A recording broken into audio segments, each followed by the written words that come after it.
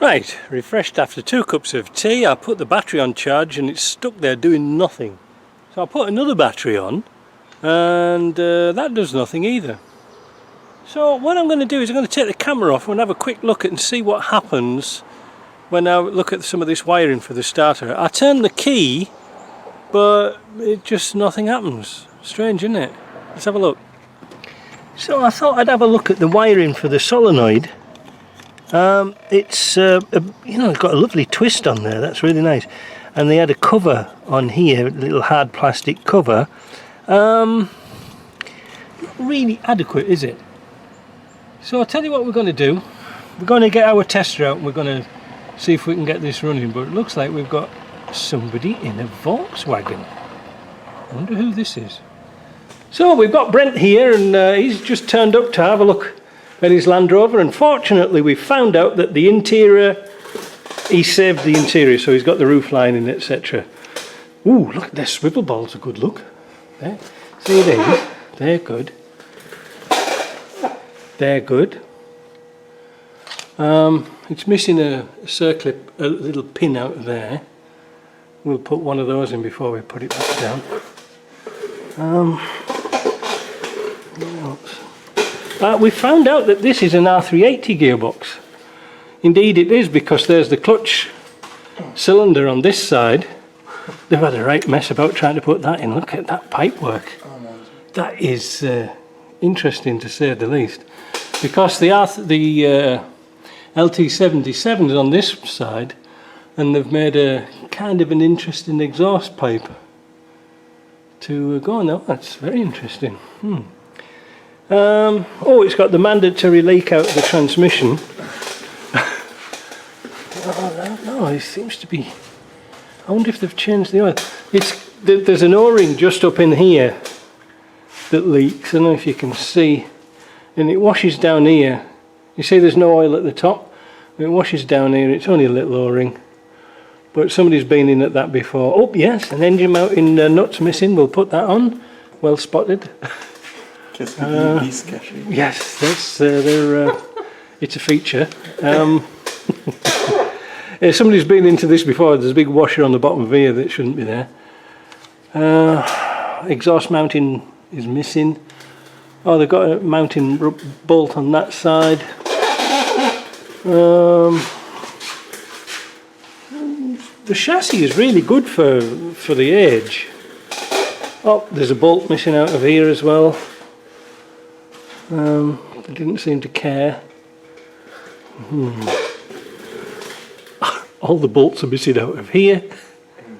That's a bit of a job because, well. Is it upside down? Oh, I just don't think they cared because there's bolts missing all over the place. They forgot to put a nut on there.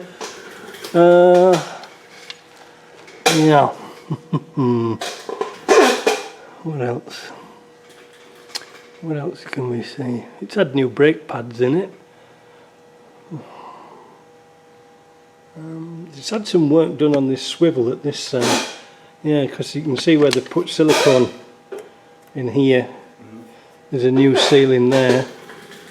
So they've done some work on it. This side's looking really good underneath. Well, if you look under here, if you come to this side, you can see the damage on the footwell. It's we've just had another guy come round showing off his Land Rover he paid next to nothing for. I think he was rubbing his nose in it. It was, you see under there, look, you see there's corrosion under there. That can be fixed providing there's not enough, there's something to weld to, if you see what I mean. The steering shaft's bent. Yeah, again, this is quite kind of common on these cars that come from that place we can't mention because I don't want my place burning down. But you see the shaft here is bent here, because that's when they lift it up with a forklift. They lift them up and it bends because this is actually lower. So this has been moved a little bit. Surprisingly enough, the steering box isn't oil tight. Yeah, there's the engine mountings. If you look under here, Brent, you can see what they've done.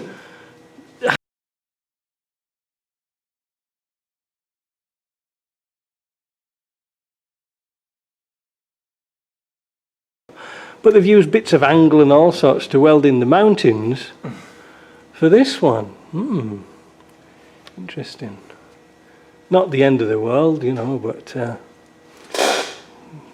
there you can see the, I don't know if you can see right at the very top there where the turbo is, the bottom of the turbo is good. It's just, the steering's just been kissing on that turbo. I don't know how we're going to correct that. Let's have a look a bit further back. Yeah, it's got an exhaust on it. The outriggers are all very good.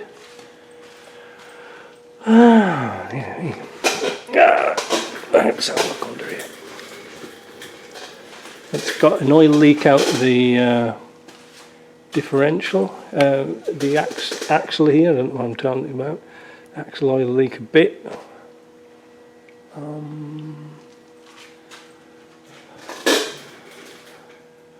The shock absorber on this side's been welded up at the top. It's not the end of the world, but it shouldn't have passed inspection. You're not supposed to weld them. Oh, it's had car tyre rubber bushes. That's interesting. Ah, yes, it is. So, what the hell is this? This has got a 200. This has got a drum brake back axle on, which was for a 200 TDI. I don't know even what this thing is now. It's had new cylinders in the back. Yeah, it's had 2 new cylinders in. So it's obviously not a 300 TDI, or is it a 300 TDI chassis? I really don't know. And we'd have to sort of have a look at the chassis number and see what it is. Yeah, you can see under there where they've put these plastic arches in and they haven't actually bothered putting any screws in. They've put an odd self-tapper in. I haven't actually seen those before, those type of plastic arches. Something new on me. Let's have a look at the back cross member.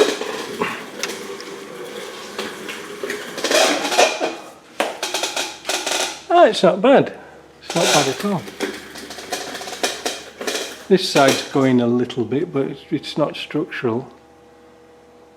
The fuel tank is missing its cradle, but it's not leaking. That's good. There's no roll bar on here, anti-roll bar, anti-sway bar. This is actually illegal now in Quebec to fasten the brake pipes up with cable ties like this, because when I asked them why, they said that they're not UV stable. What? I said, what do you mean not UV stable? And he says, because they could rot in sunlight and then they could become broken and the pipe would crack. I said, how many centuries would that take? They're under the car. I says, no, it's not going to get sunlight. So they're supposed to have brackets on like this. Big deal. Yeah, not too bad really. Like I say, it's supposed to have a shield on the tank, but oh no, wait a minute. What am I thinking of? This is integral. This is all integral with the shield, so it's a very early tank. Yeah, I see now. No, that's all right. That's good. Yeah, I thought it was a later one. Yeah, look under here. This is supposed to be, you know, washed off at customs. Look at the mud under there. Dear me. Anyway, it doesn't really matter. It's got through customs. Yeah. It's not bad. It needs less than I thought actually. You know, like this, there's a beam in here. Usually that's all rotted out. What's this here? Oh, it's had side steps on and somebody just cut them off. They just put a saw through instead of take the bolts out. Yeah, look, underneath it's not bad. I was looking at the rear tub, this piece here, and it's pretty solid. You know, for a Land Rover, they're usually all pretty knackered. All the bolts are on the prop shaft.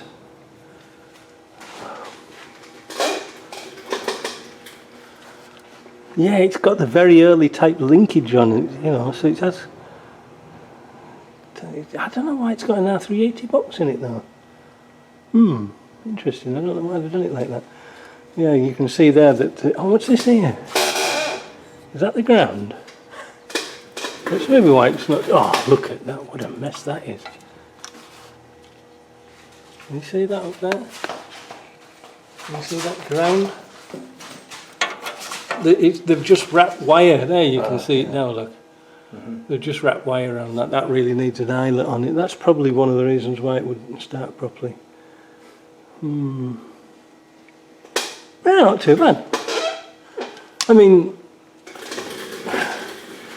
in fact, it looks better underneath than it does at the top. Well, we can sort of soon put some bolts in there. But again, that's an inspection fail, having no bolts in there. The bushes and the shocks, they look good. Yep. I don't know what the oil levels are like in this thing, but other than that, no, it doesn't look bad at all. I was expecting a lot worse. Like the outriggers are really good. I mean, they're usually all rotten. It is a, we looked at the chassis here and we can see it's a 1992.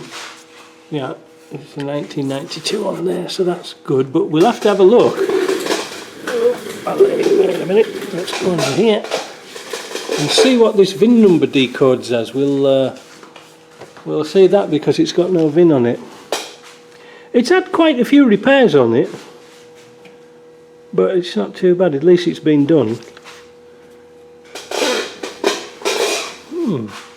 Alrighty.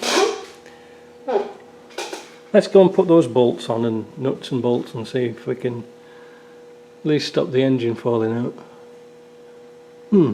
Alright, back in a bit.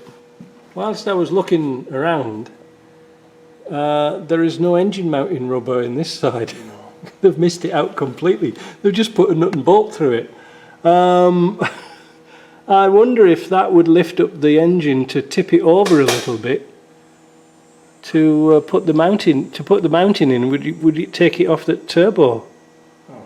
See what I mean? Yeah. Can you see it under here? Look. Yeah. You see, there's supposed to be. See, there's supposed to be rubber like that. Yeah. Well, they haven't even bothered putting it in. Look, they've just bolted it straight to the chassis. There you go. That's unusual. I've never seen that before. So if we tip that, it might just get it right. Oh, that's a good sign, because there's no oil coming out of there. Don't worry. Mind you, it might not have any oil in it. No, we did. We checked the oil. The oil was all right. Yeah. So we'll have to have a look at that.